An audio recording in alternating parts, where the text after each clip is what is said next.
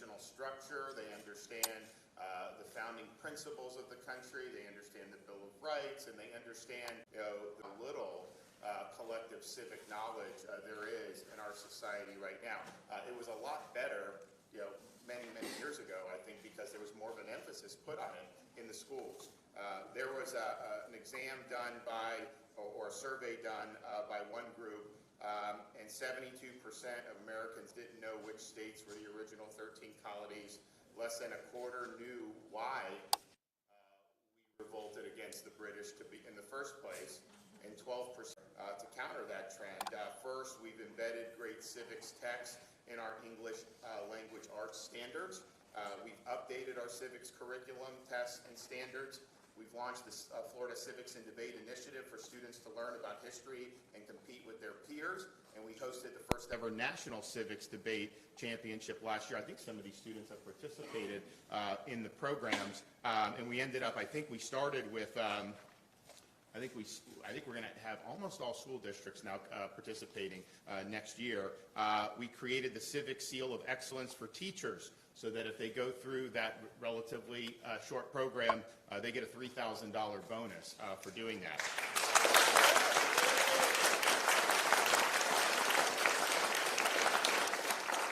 The state of Florida has funded a 3-day Civics Excellence teacher training, and we have the first 2,500 teachers that are going through that now. That is one way where they can get the Civic Seal of Excellence and be on their way to that $3,000 bonus.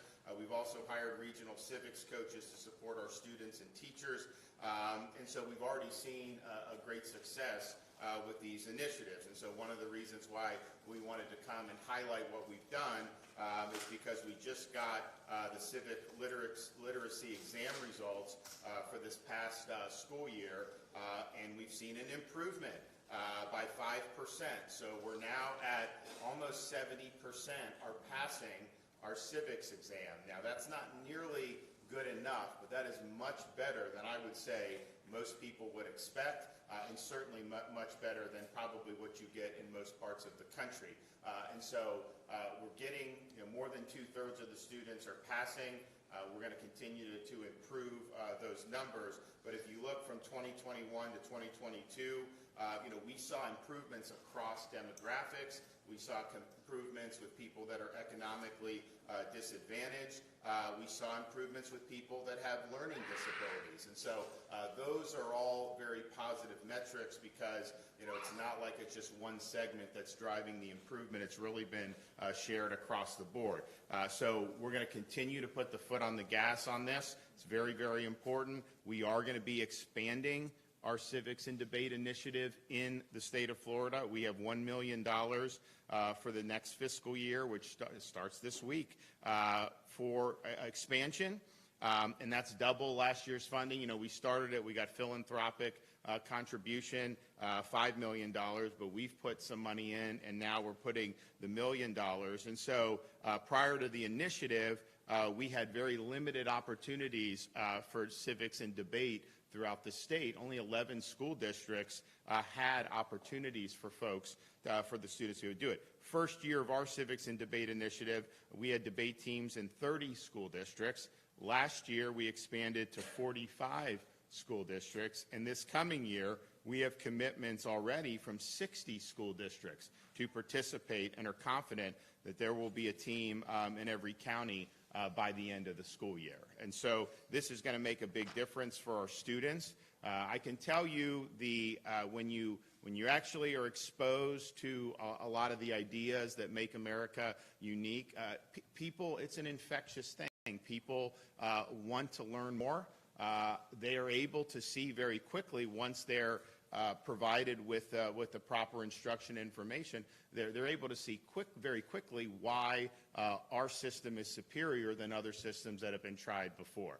And people are going to be leaving our school system when they graduate high school. They're going to go off in the real world. Some will go higher education, some will go vocation, some will do a whole bunch of different things.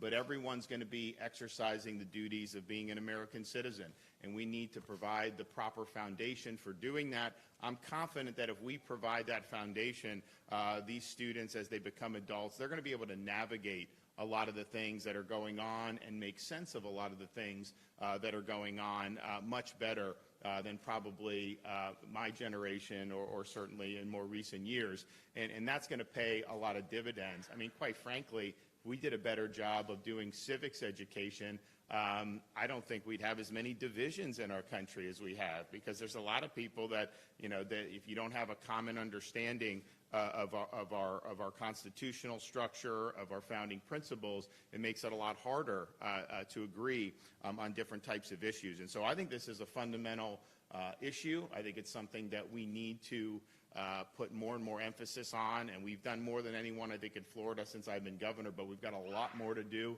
We want to see, 90+% of these students getting the passing grades on the civics.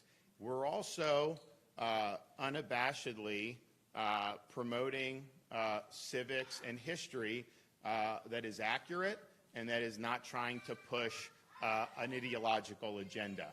And I think what we've seen in different parts of the country is to try to distort history as a way to pursue an agenda here in the present day.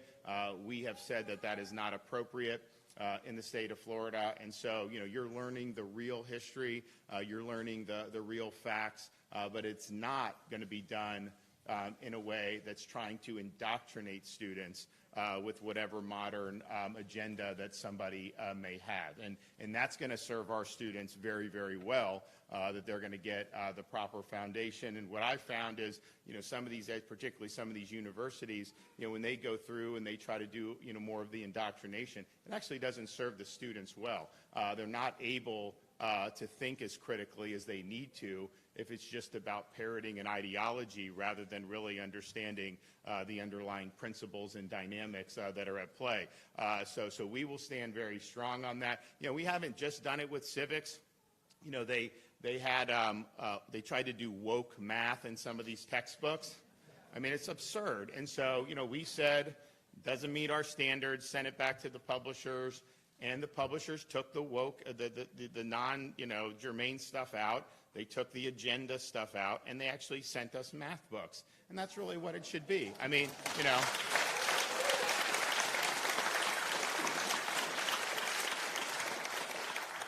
So I think it's really, and we live in an era where you will have places around our country that will want to take down statues of George Washington, Thomas Jefferson, Teddy Roosevelt, you name it. And, I think that's part of an effort to try to erase history and to try to delegitimize the history of this country.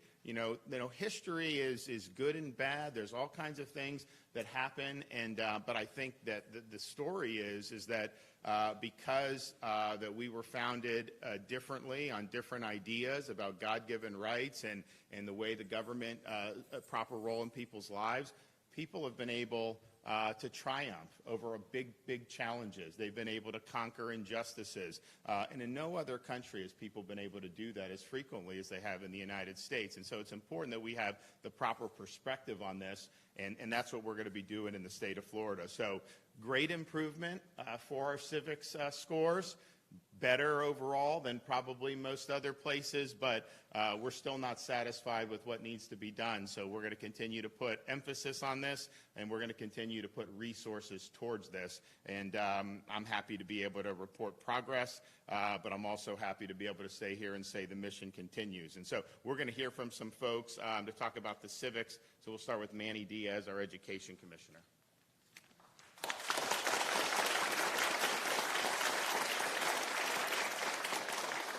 Thank you, Governor. Thank you, everyone. And isn't it amazing to have a governor here in the state of Florida that understands the importance of American civics and the constitutional principles that our country was founded on, and that we should be teaching that to all of our students, and we'll continue to do that in Florida. The governor highlighted some of the progress we made. I'm going to go deeper into the numbers. I'm very proud of the assessment results, and like the governor said, this is just a start. This is progress. We got work to do. But I'm very happy to report performance increased overall 5% in civics, as the governor mentioned. Performance increased by 2% overall in U.S. history. African American students increased performance by 8 percentage points in civics, 4 percentage points in U.S. history. Students from economically disadvantaged families increased performance by 7 percentage points in civics, and Hispanic students increased by 6 points in civics. So amazing progress all across the board, and drilling down on the importance of civics for our future citizens, our future leaders in the state of Florida. This wouldn't be possible without the leadership of Governor DeSantis and his emphasis on this importance, and all of the work that our educators are doing every day in our classrooms. So we're proud of the progress we made, but we're going to continue to have our teachers teach unbiased U.S. history and civics. We want our students to know history, but we also want them to be part of history. In order to do that, as the governor mentioned, you have to have an understanding of our system of government so that they can go on to be leaders in our country. And we're going to give them the tools to continue to do that, and we're going to give the tools to our teachers, as the governor mentioned. The department is supporting the governor's vision through a variety of initiatives geared to build on the great assessment results that we release here today, and we want to improve in the future, and I'll give you a little bit of that. Civics literacy initiatives spurred by Governor DeSantis will continue through the next year with priorities such as professional development for school principals to help school leaders support teachers in the implementation of civics. It's not only our teachers in the classroom. We have to have leaders in these school buildings that understand the importance of civics and can help those teachers along the way to impart that knowledge on our students. A continued expansion of the Florida Civics Debate Initiative, as the governor mentioned, and professional learning materials for speech and debate coaches, because we have to have people that are properly trained to teach our students with that. National Civics and Debate Championship that Florida will host in November, bringing speech and debate teams across the state and the nation to compete for the second year in a row in Florida. We're proud of that. The development of pathways to public service careers through the expansion of the government and public administration career and technical education curriculum framework, and the implementation of revised civic and government standards to make sure that we have unbiased U.S. history and proper American civics. I'm proud to stand here with the governor and to be at the Department of Education, where we will make sure that our students are taught and educated and not indoctrinated. So looking forward to many things to come. Thank you.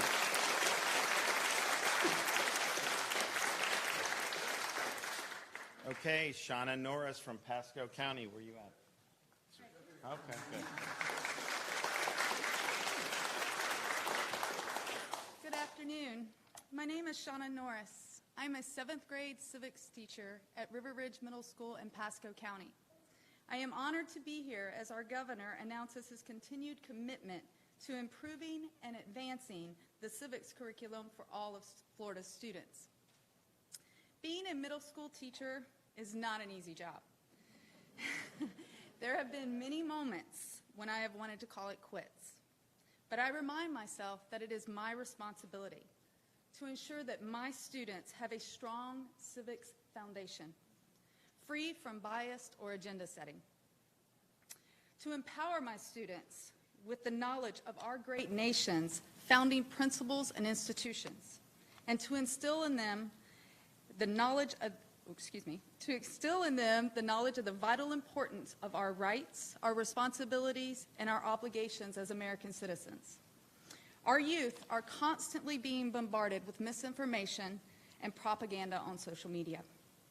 Through Socratic seminars and research debates, students are learning skills needed to be active, critical thinkers, to research all sides of an issue, to form their own convictions, and to not just jump on a bandwagon because of a meme they saw on Instagram or because their favorite athlete is supporting a cause.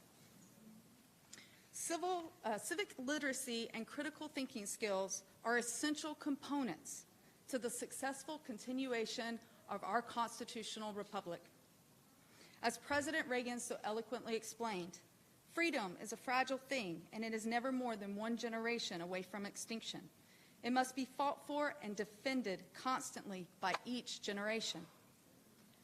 Thanks to the governor's commitment to civics education, Florida is leading the way for our next generation of well-informed, active participants and defenders of the freedoms that we hold so dear. Thank you.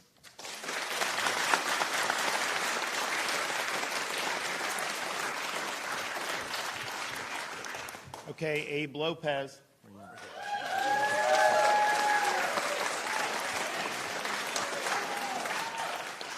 My name's Abe Lopez, and I'm a 7th grade civics teacher here in Central Florida.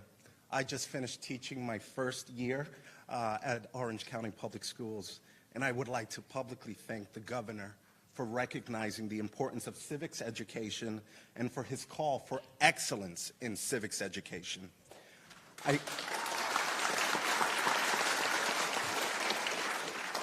I know as a civics teacher, Gov, there are teachers that are waiting in line in certain cities to get in your excellence in teaching program for civics.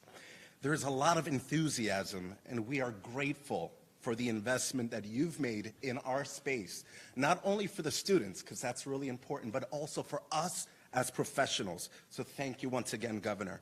As I went through the year, I can't tell you enough about the importance of connecting with these students as individuals.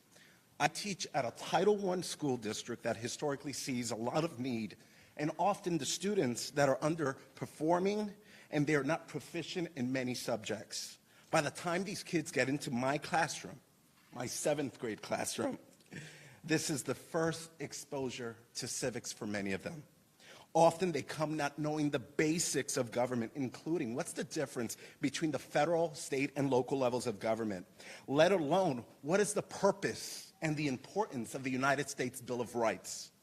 I use this opportunity as a blank slate to help my students understand that their rights are intrinsic and do not come from a man, they do not come from a government. Our rights come from a creator. And once you acknowledge that your rights come from a creator, they can't be taken away by a man or government. And they're understanding and grasping that. Some students ask me for my opinion on the hottest topics of the day.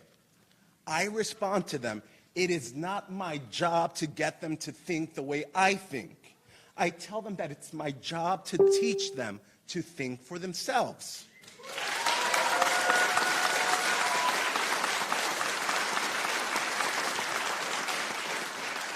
I try to encourage and inspire them to think beyond the toxicity of the influence that you see in social, traditional media, and also celebrity culture. I teach them that it is expected, or what is expected of them, as contributing and productive citizens of the greatest state in the United States of America, Florida.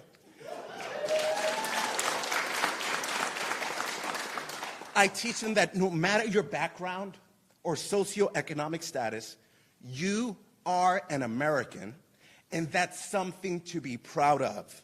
In my classroom, I welcome dissent, debate, engagement. I teach American history, the good, the bad, at times even the ugly.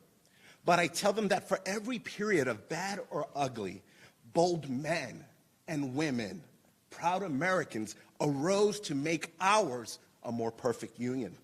That their freedom is not free. And it's their time now to prove that the sacrifices that have already been made were not in vain. By the end of the year, I was one of the highest performing teachers in my department.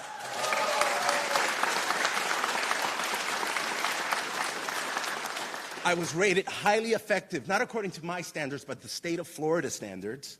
But most importantly, I know that my students learned about their liberties. They learned about their rights. They learned about their responsibilities as Americans.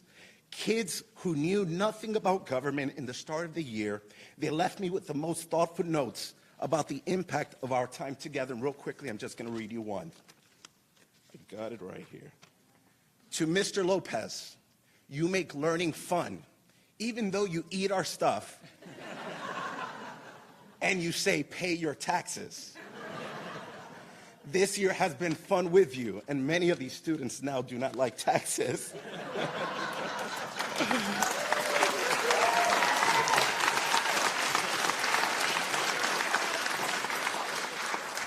So understandably so, and I end with this. Many of us, as I'm a dad, above all, I'm a husband, I have 3 young children in the school system, public school system.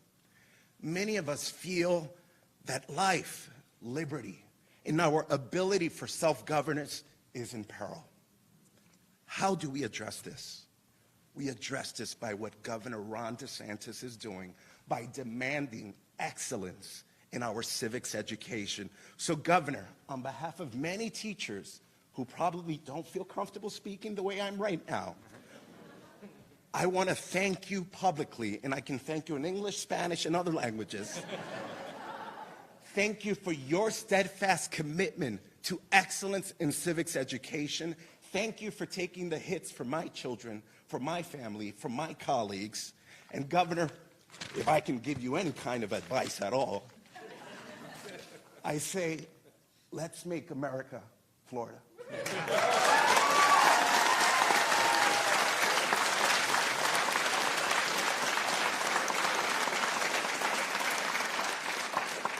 Well, thanks so much. Really appreciate the teachers and glad. And you, what grade are you in? I'm going into 6th. Okay, and you? I'm about to be a senior. And what's that medal from? This is at a debate tournament. Where was that at? What was that? Which one was this? South Creek? South Creek. And what was your subject that you debated? I've done a lot of subjects recently. Which one was it? It was the one about whether or not Turkey should be admitted into NATO. Oh, okay. Good. Is that what you did too? Okay. And you argued pro or con? With debate, it's like it's either or. So depending on the way the coin flips, you can either do pro or con. So you got to do right. Yeah. No. I think that's the way to do it. I mean, you're going to be given, and you got to, when you have something, maybe you really believe one way, they make you argue the other. Then you got to think about, how other people may approach it. You got to evaluate some of the weaknesses maybe in your initial assumptions about what's going on, and I think it makes you much sharper. So we appreciate it. Also, just wanted to make a couple comments. We've had a lot of judicial activity lately. We did have a ruling in Tallahassee, effectively enjoining the bill that we provided, that I signed to provide protections for unborn babies at 15 weeks. We knew that was likely going to be what was decided in that case. We knew that we were going to have to move forward and continue the legal battle on that, and that's something that was decided under state law. So it was not unanticipated. It was not, of course, something that we were happy to see. And when you talk about these are unborn babies that have heartbeat, they can feel pain, they can suck their thumb. And to say that the state constitution mandates things like dismemberment abortions, I just don't think that's the proper interpretation. And so we'll appeal. Also, would like to just make a comment on, the U.S. Supreme Court made a decision about the Remain in Mexico policy at the southern border, and they made Trump jump through a lot of hoops, and now they're saying Biden can just get rid of it. That may actually be what the Constitution, but they're treating him differently than they treated Trump, which I don't think is appropriate. But nevertheless, if Biden revokes the Remain in Mexico policy, you're going to see the worst border crisis in history get even worse. And you're going to see people flooding across. You're going to end up having, yes, the drugs is out of control. You have fentanyl coming in. It's the leading cause of death in people 18 to 45 in the United States. Now, that would not be the case if you had a secure border. Yes, you have record human trafficking, sex trafficking, horrible stuff happening. Yes, criminal aliens are coming across the border for sure. But just the sheer number of people, when they're being dumped into different communities, that impacts education, healthcare, criminal justice, public, all these different things. It's going to be a major burden on communities throughout the United States. In Florida, we were able to get the Florida Supreme Court to approve our request to impanel a statewide grand jury so that because what happens is a lot of the people that come, this is orchestrated by people that are already here. So you're coming illegally, and then you end up. So we're going to be doing really significant investigation about any organizations, particularly in Florida, who may be a part of facilitating some of the illegal migration that we see. And I think that's something that's very, very significant. The easiest thing would be for the federal government to just adopt good policies here. But I think we've seen over the last year and a half that's not something that they're typically prone to do. So we're going to continue to fight hard on all these fronts and make sure that we're vindicating the best interest of the state of Florida. Okay, guys, I'm going to run. Well, good to see you. Thanks so much.